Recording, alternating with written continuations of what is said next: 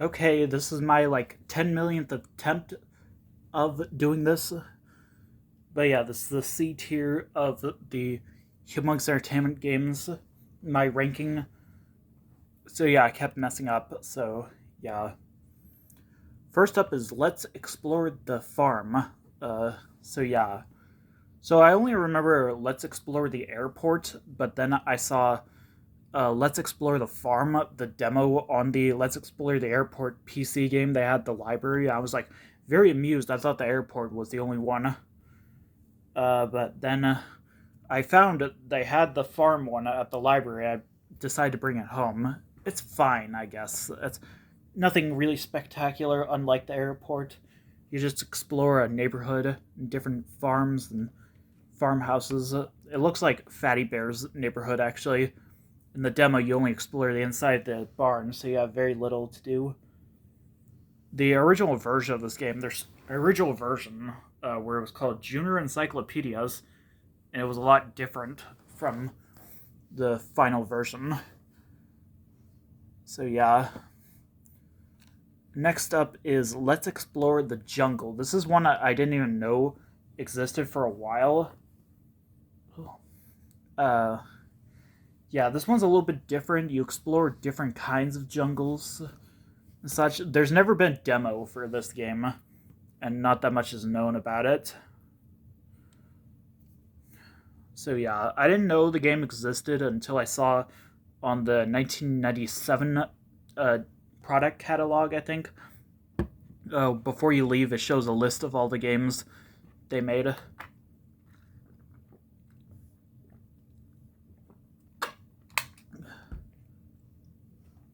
Yeah, and it shows that. I was like very amused. That's how I also found out about the Humongous Classics game, including the first two Putt Putt games and Fatty Bear.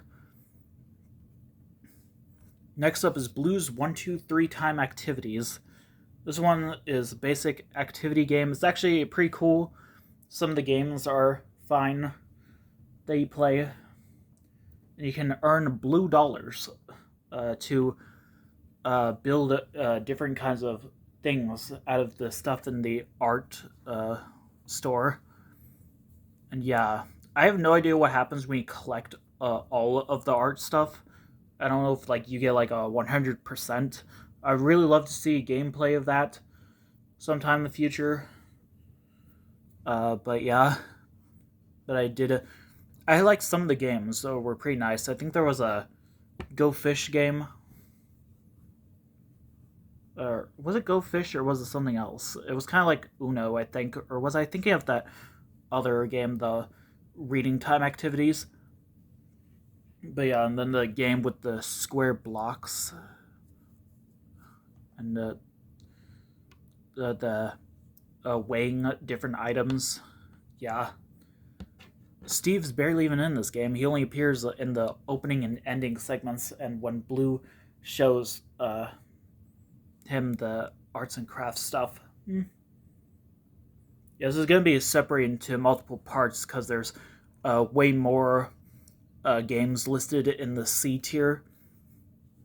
So yeah, because I really didn't know what to do with them. Honestly, they're fine games, but they're not really spectacular in my opinion. But yeah, next up is Putt Putt Saves the Zoo. This is what I'm talking about by not really spectacular. This game, unlike most of the games, doesn't have any replayability. When you restart a Humongous Entertainment game, usually something changes uh, in the game, like different paths to beat the game.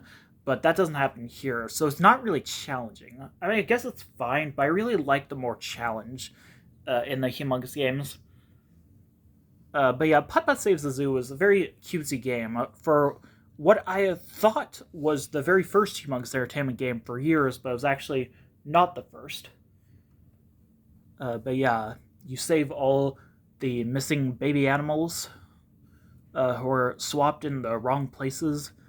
It's a very nice game. I remember playing the demo a lot, and then I remember when I played the full game, I was quite amused. The full game I played, I think it was the 1999 version when it was re-released.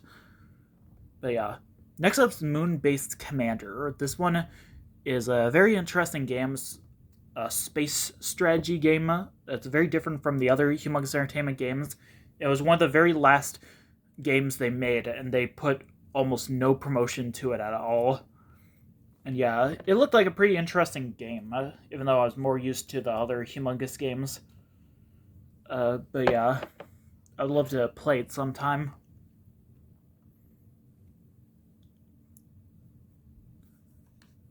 And now we have Big Thinkers Kindergarten. Yeah, Big Thinkers was a game. It was a bunch of mini games you play in these two weird people's houses. They go like exploring, and you can play different kinds of games. I used to play the demo a lot, play the hide and seek game and the maze game. I think there was a bird game in that as well. I remember borrowing the full version of the game from the library. It's a very cutesy game, but I'm not really into it, honestly. But yeah, Pajama Sam 2 was more of a challenge than Pajama Sam 1. Some of the paths are a bit more harder for me. You have to find the right weather machine parts to go in the right places. And sometimes when you play the game, you'll find the carrot from the first game, which I was shocked to see him there. But yeah, so yeah, the game's called Thunder and Lightning Aren't So Frightening, which is really true because thunder and lightning are such doofuses in this game.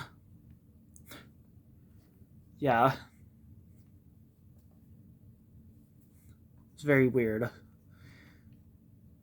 Yeah, it's an okay game. Luther's Water Worries, or Freddy Fish and Luther's Water Worries. Yeah, it's kind of like a shooting game. Yeah, you shoot rocks or something at like fishes or something. I don't really know. I don't. I'm not really into this game really, but it's fine.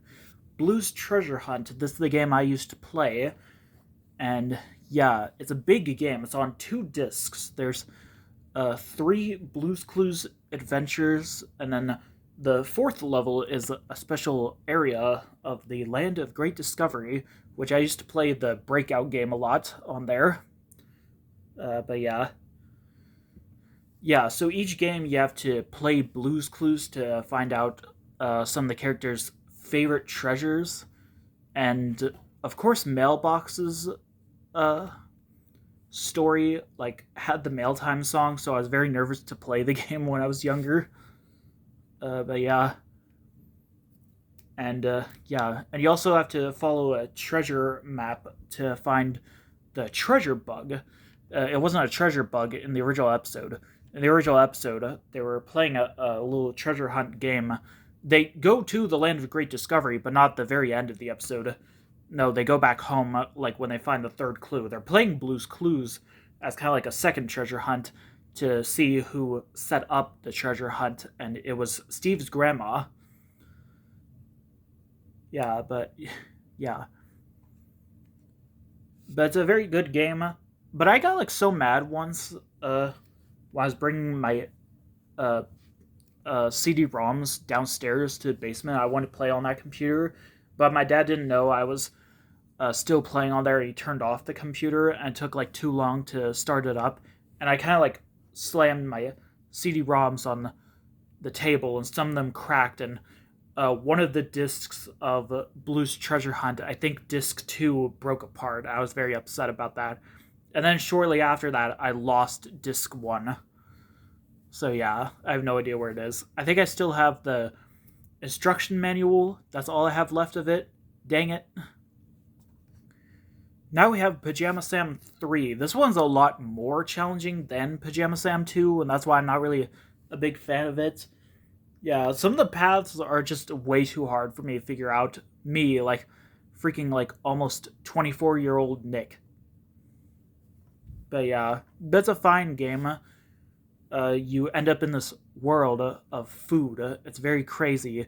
Sam ends up in this big, like, dance party room filled with candy. It's like junk food. It's like very weird, and almost gives me a stomach ache. Actually, I love candy and junk food, but I don't eat that much. Sam eats a lot in this game, and that really disturbs me. And then because he wants to eat healthy, all the candy people like arrest him, and the warden's like, tell it to the fudge. Yeah, and then you break out and you have to find the different foods from each of the food groups for the peace gathering. Yeah, in Pajama Sam 2, you can kind of select your own paths for the game, but it's not really specific, like, really. It's just a combination of paths. You can't choose, like, which one, because I think the game glitches out when you do that. But here you can actually choose, like, which path one of the food guys is in. So yeah, so that kind of makes the game a little bit easier for me. Freddy Fish 4, the Case of the Hogfish Rustlers of Briny Gulch, I think is what's called. Yeah, you find the hogfish. Yeah, I'm not kidding. You have to find different stuff to make a cowboy outfit out of. And yeah, I played this game. I played this game a few times when I was younger. I borrowed this from the library, I think like once or twice. And when I watch like gameplay footage of this on YouTube, it looks so unfamiliar. Like I don't remember this game at all. At least some of the game I don't remember. I remember playing the demo. I think unlike most demos, like the demo is actually different each time you play. I could be wrong, but like the piece that goes on the wheel, I think, is a different shape each time. Next up is Putt Putt's Fun Pack. This one is a basic fun pack minigame collection. There's one just like it for Fatty Bear. But yeah, you play games with Putt Putt. It reminds me a lot of the Hoyle board games PC game that I have. I'm pretty sure I've talked about it before. But yeah, it's okay. This one's kind of similar. Pajama Sam's games to play on any day. This was another one of the last Humongous Entertainment games that no one remembers. I feel like I might remember something like that. I'm not sure.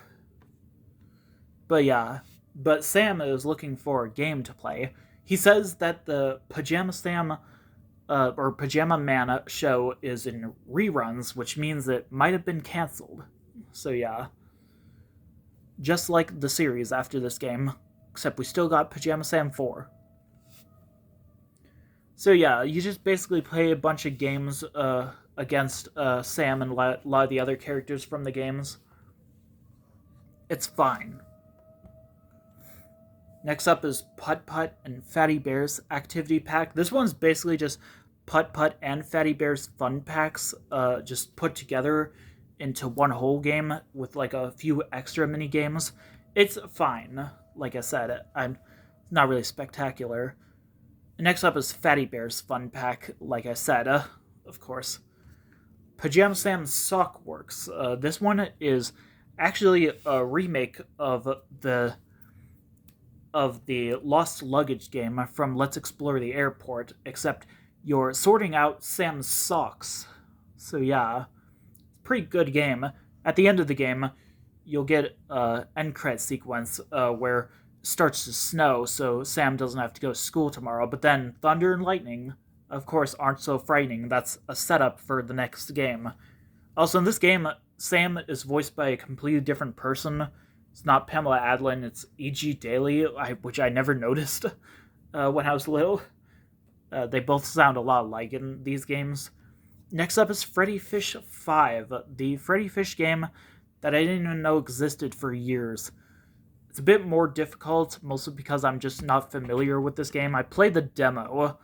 I actually played the demo. Even the demo is kind of difficult to like pay attention to.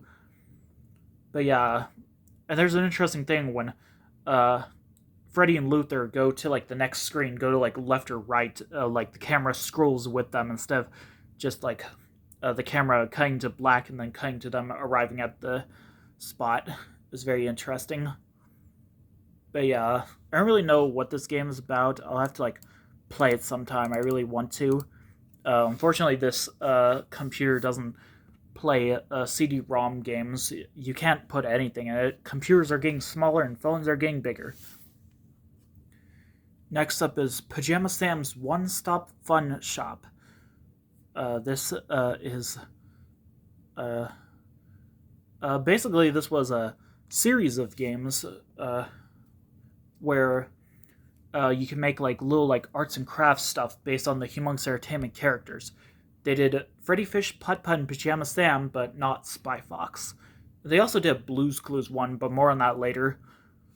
But yeah, it's a fine game. It is pretty cool. Kind of reminds me a lot of Kid Pix or some other game like that. Well, I think I'm going to end it at this part, so see you in the next part.